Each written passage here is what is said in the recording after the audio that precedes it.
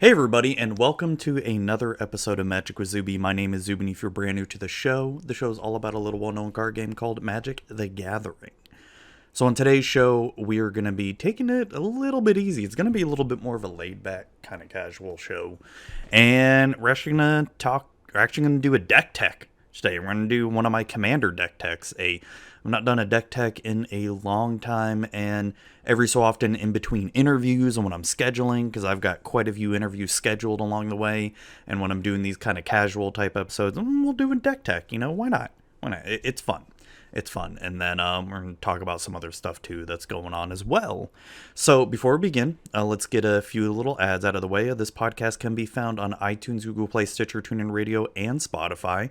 And I just did the submission for the Amazon Prime podcast thing or whatever. Like, I got an email from Amazon asking me to, hey, submit your podcast to us now. And so I just like, yeah, here you go. Here's all my info. And then, if you want to help support the show, you can support the show's Patreon at patreon.com/magicwithzuby. You can find me on Twitter at magicwithzuby, on Instagram at magic_with_Zuby. And you can find my YouTube channel at youtube.com/ I don't know, bunch of numbers. Just search Magic with Zuby on YouTube. And that's about it. I put a lot of my stream VODs up there, these podcast episodes as well, and some RPG companion episodes on there as well. I try to put all my stream VODs on there as much as I can. I guess we'll get 2 more ads out of the way, and then let us get on with the topic. Well, hey there, Zoe. Why the long face there, chum? I just want to order some magic cards, but the shipping was too expensive. Too expensive? Well, did you know if you go to legitmtg.com, you can order any magic cards, and anything over $2 or more has free shipping? Wow, free shipping's at legitmtg.com. That's amazing. You heard that right, Zoe. Free shipping at legitmtg.com with any order over $2 or more. Be sure to visit today and get the best deal on Magic singles and Magic sealed product available. Wow, that's amazing. And that is how you beat the latest standard meta with Abzan. Ugh, it feels like there's no Magic content out there for someone like me. Someone who doesn't want to be competitive. Someone who is... Who is... a normie? Yeah, exactly! A normie! Well, have I got the show for you, the all-new Magic for Normies show. Hi, I'm Pixie. And I'm Zuby. Together, we host the all-new Magic for Normies. It is the Magic the Gathering show for all your normie needs. We don't care what deck got into the top 8 or what deck is winning. We care about having fun playing Magic. That's right, Pixie. You can watch us on Pixie's Twitch channel at twitch.tv/PixieKittenPlays and catch the VOD on our YouTube channel, Pixie Kitten Plays. If audio is your thing, you can find episodes on the Magic with Zuby RSS feed. Magic for Normies. Alright, so on today's show, we're going to be actually talking about, let me bring the notes over to the other screen here. We're going to be just doing some slight announcements, what I've been up to, and we'll get on to the deck tech, and I do want to talk a little bit about Amonkhet Remastered, now that it's out for Magic Arena.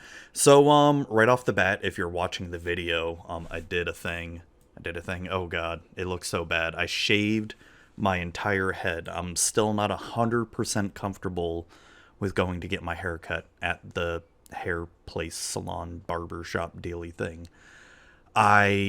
Even before the pandemic, I hated getting my hair cut because I just don't like people touching me.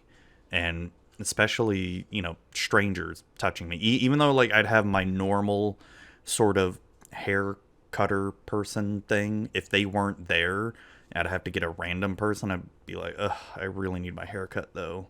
So I've had clippers for years and years, and just starting to shave it, and I shaved it yesterday as of this recording, and there you go. It feels weird. I have not been bald like this in a very long time, so it's kind of a new feeling. I gotta definitely make sure, now that it's summertime, I'm always outside wearing a hat, because my head will get burned really quickly. So besides that, other stuff that's been going on. So I was working on a Mythic Odysseys of Theros review for RPG Companion, which I know the book's been out for a while now, and there's already so many other people doing reviews. So I had ideas of what I was doing. I was writing notes, and then I stopped visiting it, and I went go back and visited it this past week and realized, nope, scrapping the whole idea I had and starting over. I'm gonna try to do another PowerPoint presentation like I did with D&D versus Pathfinder, because I had a lot of fun doing that. I really enjoyed making the PowerPoint, and then it really helped me set up my script as well too, because I do know RPG Companion episodes take a lot longer to do. So sorry, those are the episodes that I really enjoy taking time doing, that I really want to try to figure out what I'm going to do, compared to Magic with Zuby, where I'm like, hey, you want to get interviewed? Cool, awesome, let's talk. You know, I mean, it's not that I don't do work for Magic with Zuby, it's just these are a lot easier to do, whereas in D&D, I don't want to just do a sort of D&D with Zuby where I'm just talking casually about D&D. Now, I like doing the more curated content for the RPG Companion, because there's a lot of stuff I want to talk about, but I want to take my time in doing it the way I want to do it. Other than that, I've been playing this new little game called Fall Guys. Surprisingly, I did not think that game would be as fun as it would be, and holy crap, thank you, Efren, from cardsphere.com, for getting me that game. It is just a ridiculously fun game. I've heard people describe it. It's sort of like Double Dare, the old kids cartoon show. Not cartoon, it was a kids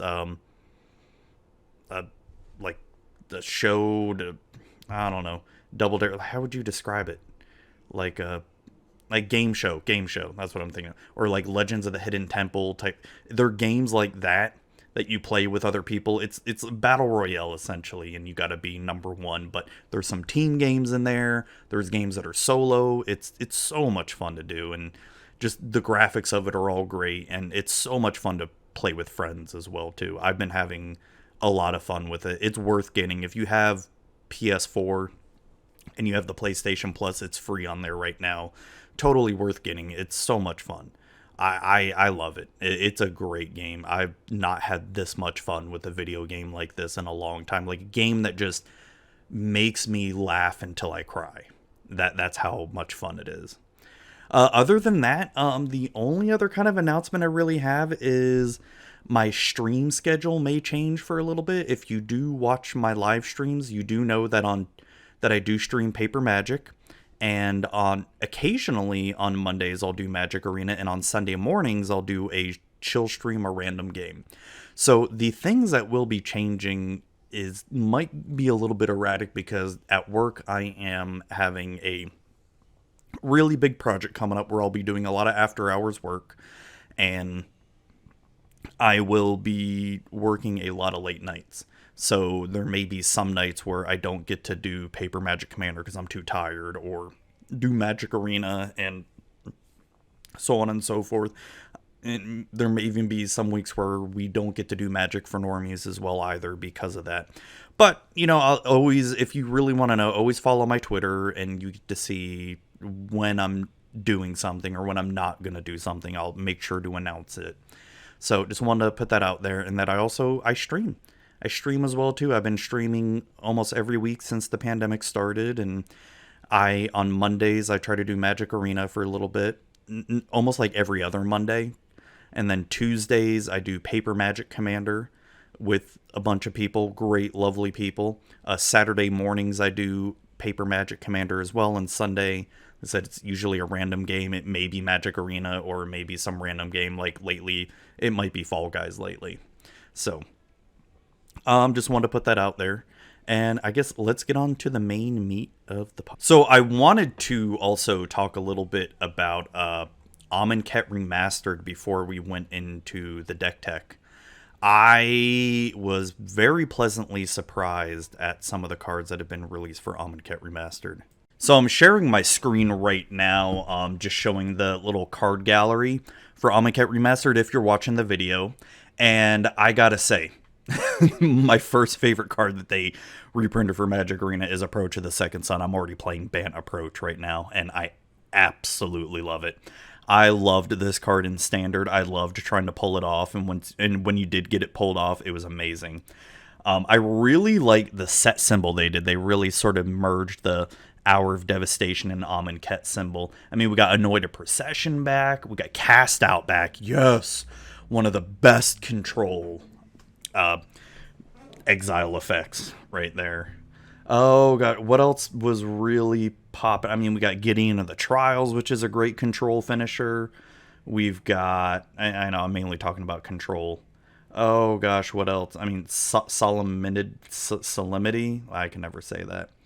No, there was like Wrath of God. We finally have Wrath of God. Shatter of the Sky is good, but Wrath of God is better. Let's just put it out there. Wrath of God is way better. I mean, we got As Foretold going on here. Champion of Wits. I mean, the God Pharaoh deck is going to be back. You know, and Historic is basically wide open right now. We got Jace Unraveler of Secrets from Shadows over Innistrad here. I mean, it's not the best Jace Planeswalker, but look, we got new perspectives, cycling. Well, especially with cycling just being printed again for, what do you call it, Ikoria? Oh, gosh, what else? Didn't we get... Oh, we got, what's that black card called? I know, I'll see it. Torment of Hailfire we got, right? Yeah, we did. Yeah, Torment of Hailfire. I gotta try to pull that off, like do a Sultai Torment of Hailfire with Nyxbloom Ancient out. Oh my gosh. I gotta try to do that.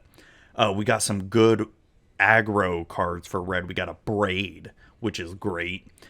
Ancrop Crasher, which is... That was a limited all-star right here. A Braid. Not a Braid, Ancrop Crasher was a limited all-star back in Amonkhet Limited. Chandra Pyromaster, which is interesting. Wasn't that originally printed in M15 or M14? Something like that.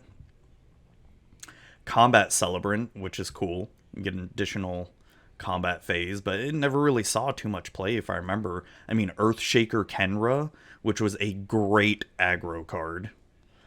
Glorious End, cool. That's back, cool. Hazaret the Fervent, which was so good in aggro. We got Glorybringer, Harsh Mentor.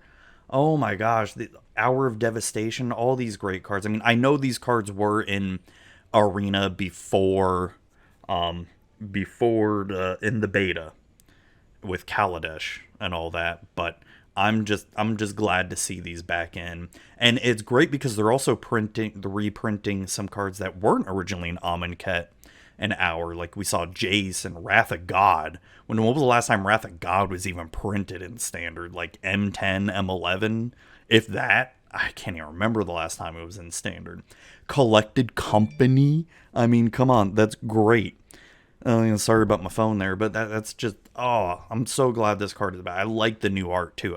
I do kind of prefer the old art for Collected Company, but I do like that art. It's good. It's good. Oh, gosh, what else is there? Haze Apollon Hornet Queen, which I really like the new art for that, the Hornet Queen. That just... it's a thing of nightmares of that art for Hornet Queen. It's just, if you're just listening to the audio, it's just a bunch of hornets in front of, like, some buildings and... Yeah, just a swarm of hornets. Oh gosh, what else really stood out? Ronus the Indomitable is back. Let's see, any crazy multicolored cards that really stand out? Lord of Extinction, which is a surprise. Oh my gosh. That is a thing of nightmares. That new art for Lord of Extinction. That is the thing. I mean, Nicol God Pharaoh. Yes. Yes, yes, yes. Oh my god. Oh yeah, Nissa Steward of Elements. I mean, Steward of Elements wasn't the worst Planeswalker card. It was just kind of meh. You know, it just wasn't the best. Wasn't the best. Let's see. There's both Samets are back in. Samet Voice of Dissent is such a good Planeswalker, or not Planeswalker, commander. She can be freaking vicious. And then the Planeswalker is pretty good too. Sphinx's Revelation. Oh, that's such a good control card as well too. Man, just wait till we get Supreme Verdict at some point. Oh, yes. The Locust God. Oh, yeah, we got the 3 gods as well. Locust God, Scarab God, Scorpion God. Awesome. We've got God's Pharaoh Gift. I mean, how do you not have God's Pharaoh Gift? And then, Gate to the Afterlife. Yeah. All the monuments. Throne of the God Pharaoh. Great card. And then we also got the fetchable cycling lands reprinted again for us, like the Canyon Slough, Irrigated Farmland, all the deserts as well too. Oh, that's right, I skipped over one of the green cards, Hour of Promise, which is just a great ramp card. So I'm honestly glad we have these cards printed again, and it's made Arena Historic a lot more fun. Like Jumpstart really put a jump into Historic. It made it pretty fun with some good reprints. But Amonkhet Remastered, now that Approach is back, I'm going to be playing some Approach. It's one of my favorite things to do, especially just when I'm casually playing, is just try to get Ugin and Ulamog out as quickly as I can, because I'm a terrible person and a terrible human being. And now that I can try to see how fast can I get Approach out. So pretty fun. All right, so if you were watching the video of this podcast, I am going to be I'm doing a deck tech, and I haven't done a deck tech in a long time here. It is going to be a Commander deck tech. It is going to be a recently built deck that I built about 3 months ago, according to Scryfall.com, and I call it very aptly Teenage Mutant Ninja Otrimis. So when the new Ikoria Commanders came out, I really liked all of them. My 2 favorites, though, were Cathrol and Otrimi. The other 3 are still really good commanders. They're just, out of Otrimi and Cathrol, if I had to pick favorites, it'd be those 2. So Otrimi, in case you're wondering, is a 3 black, green, blue, bleh, Nightmare Beast. Has a mutate cost of 1 black, green, blue. It's a 6/6. Has trample. Whenever this creature deals combat damage to a player, return target creature card with mutate from your graveyard to your hand. So this deck really does kind of build itself. You just really want a lot of good mutate cards and a lot of good mutate targets as well too. So I did change up the pre-con quite a little bit here, and put in some good cards that are definitely good. Just to go over them all quickly, because I don't want to go over each single one and make this deck tech forever here, but I still kept in Slippery Boggle. Or wait, no, I don't think Slippery Boggle was originally in the pre-con, but I put in Slippery Boggle because it's a 1/1 with hexproof and a perfect mutate target. It's a hybrid mana of green blue, and perfect mutate target onto this, because now your opponents can't spot removal your mutate creature. Next up is one that I think almost every Otrimi deck is going to need, Polywog Symbiote, which helps your mutate cost less and helps you dig through your deck to get that one mutate card you really want. And then Cold Eye Selkie is just this one I think was originally in the pre-con, and I just really kept this in for the Island Walk, because there's always a good chance that you're going to have someone who is playing an island, and heck, even the second ability deals combat damage to a player, you may draw that many cards. So you get a chance to draw a bunch of cards as well too. Dryad of Ilsean Grove for ramp, and also for helping out that 3 different color cost, because hey, if your lands can tap for any color at that point, great, awesome, in case you don't have a Chromatic Lantern out. Fertilid, just really helping for ramp, really. I mean, it's a good mutate target if you need it, if you want to try to get a mutate effect off. Mainly used for ramp. Glowstone Recluse is a really good mutate card just for pumping up creatures, and it's a cheap creature to get out early and just keep mutating on it. Reclamation Sage for that target artifact or enchantment hate. Then we got Sea Dasher Octopus just for a mutate to draw some cards. I mean, you can sort of see the theme of this deck is draw cards, get those mutate that you want out. Trumpeting Gnar just to sort of poop out other creatures, because hey, what if your big mutate creature gets killed? Hey, look, this poops out a token that helps you make another mutate target. Trigon Predator, I really only kept this in. I think this is originally in the deck. The Precon, I only kept this in for the flying, and plus when it deals combat damage to a player, you may destroy a target artifact or enchantment that player controls. So handy to have. Yavimaya Dryad I kept in the deck for Forest Walked and just help with some ramp as well. Beast Whisperer, once again, you're going to be casting a crap ton of creature spells in it, drawing more cards. Dirgebat, pick off those pesky creatures and planeswalkers and opponent controls. Elusive Tormentor, so this is a card I really like, so I'm going to click on it here because the transform part of it is what you really want. So before, it costs 2 double black and you have to pay 1 to discard a card to transform it. And the transform part is what you really want to mutate onto, because the transform part is it's hexproof and indestructible. And holy crap, does that make that awesome. The perfect kind of mutate target, because every time you mutate a creature onto it, it gains the hexproof and indestructible. And the bad thing is it can't block and can't be blocked. Well, it can't be blocked, so that's great. So it's an unblockable, hexproof, indestructible, and whatever the heck else you decide to put on it. So, perfect card. All right, so next up, we've got Endling, which I thought was a really good addition to it because you can use it to mutate a creature onto it and have it gain Menace, Death Touch, Undying to bring Endling back to it. So I really, really enjoyed that. And then Gemrazor, I mean, how do you not keep getting target artifact and enchantment removal? I mean, it's great. This card might be my MVP in the deck right now because it has helped me out so much more so than Dirgebat. Dirgebat is super useful, but it paints a big target. Gemrazor has saved my butt so many times. Insatiable Hemiphage is really good for draining opponent's life and you gaining life. Migratory Greathorn is great for ramping. Thrun the Last Troll is a great card because it can't be countered and it can't be the target of spells or abilities your opponents control, aka basically hexproof essentially. And you can regenerate it or aka give it indestructible as well. Woodwind the Biting Gale I think was left over from the Precon. I just kept it in there for flash and flying and to try to return another mutate target back to the field. Auspicious Sterix is probably another MVP of this deck because it just allows you to go through your deck and just put out a lot of permanent cards on the battlefield and just overwhelm your opponents. Brokos is great because you can use the mutate ability from the graveyard, which, hey, you know, you can keep trying to mutate on it. Cavern Whisperer is great for making your opponents discard a card. Dreamtail Heron for drawing a card. Muldrifter for drawing cards. Pouncing Shore Shark for bouncing your opponent's creatures.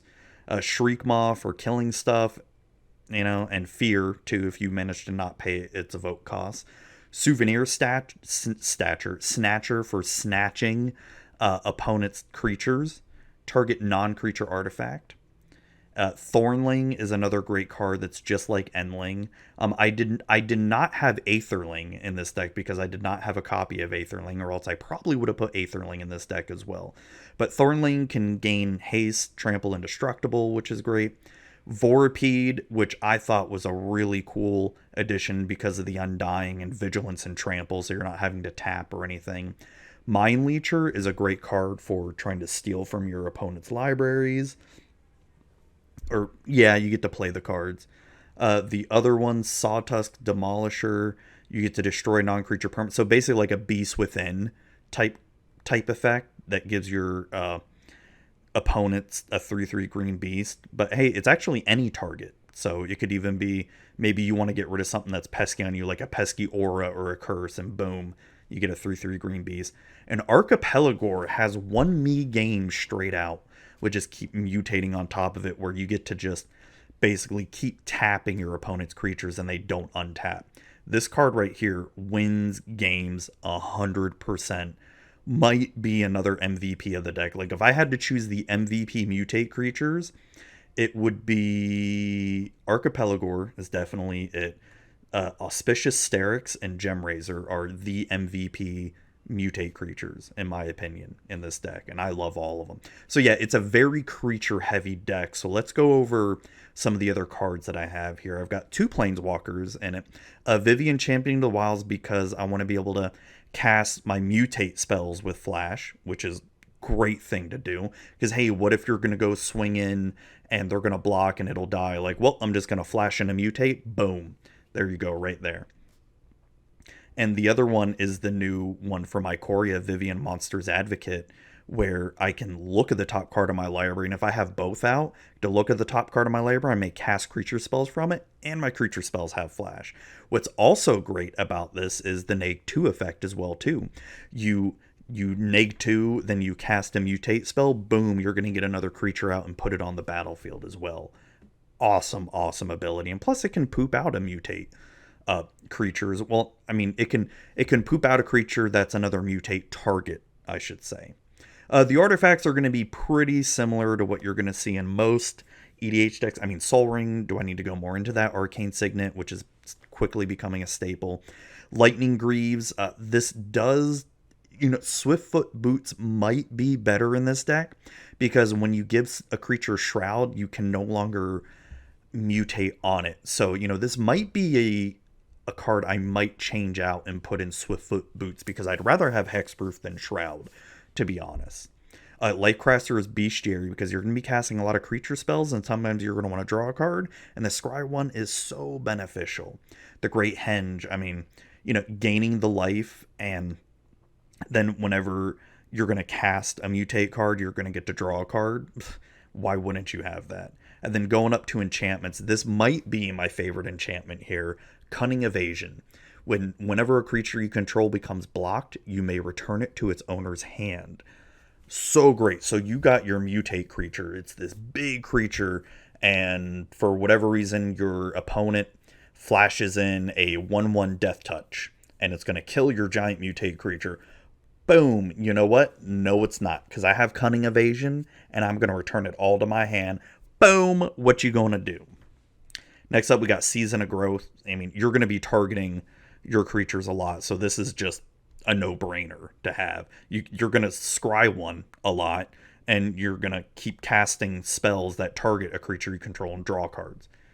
Guardian Project, once again, whenever just drawing more cards, helping you dig through your deck here.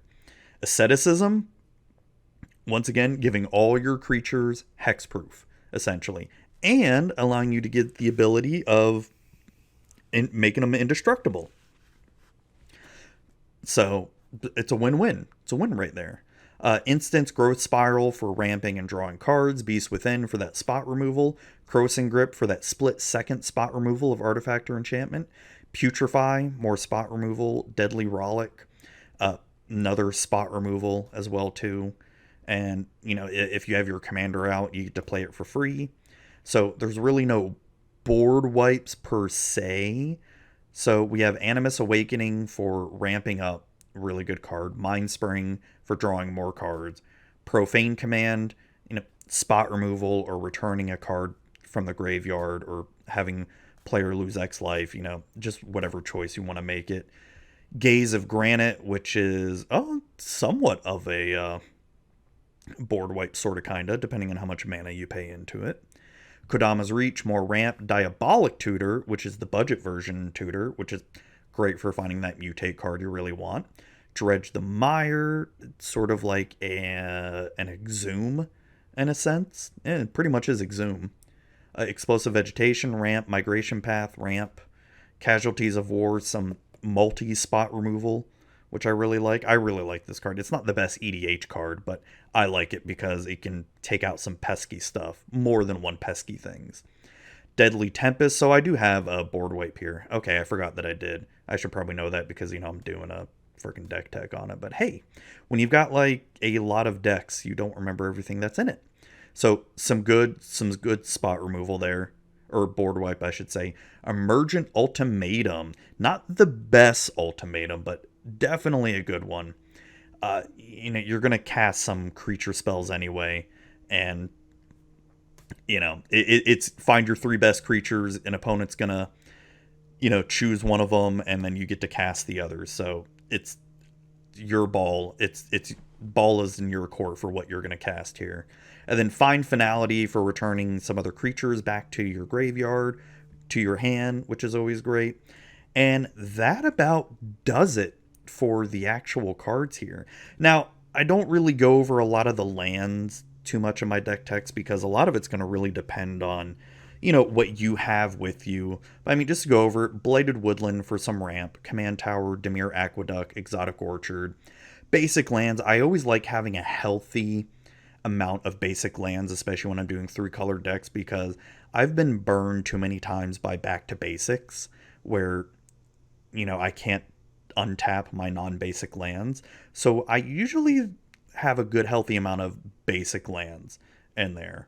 And then, I know I'm missing fetch lands and duels and shocks, but I don't have those cards. And even if I did, I probably wouldn't put them in this deck. But if you do want to optimize your land base, obviously fetch lands and shock lands and duels are going to be your go-to for what you want to put in a deck like this. So I hope you enjoyed that little deck tech. I want to do more. So as far as Otrimi has played, I do pretty well with Otrimi. Like, my sort of goal for the deck is to try to draw as much as I can.